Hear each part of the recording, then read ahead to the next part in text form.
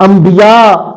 کے بعد جو سب سے بڑے متقی ہیں، پرہیزگار ہیں، وہ حضرت سیدنا صدیق اکبر رضی اللہ تعالی عنہ کی ذات ہے۔ رب فرما رہا ہے کہ وہ اپنا مال جو دیتے ہیں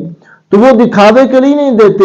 یا ان پر کسی کا کوئی احسان ہو تو اس لیے دیتے ہیں، نہیں، رب فرماتا ہے کہ کسی کا کوئی احسان نہیں حضرت سیدنا صدیق اکبر رضی اللہ تعالی عنہ پر، وہ تو اپنے رب کی رضا کے لیے اپنا مال جو ہے وہ خرچ کرتے ہیں۔ رب فرما رہا ہے میری رضا کے لیے، مجھے راضی کرنے کے لیے صدیق اکبر رضی اللہ تعالی عنہ جو ہے وہ مال دیتے ہیں۔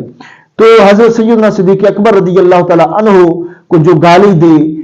باقی صحابہ کرام رضی اللہ تعالی عنہم کو گالی دے، وہ کتنا بڑا احمق اور بے وقوف ہے، وہ کتنا بڑا جاہل ہے، اسے یہ نہیں پتا، ساتھ وہ اپنے آپ کو مسلمان بھی کہہ رہا ہے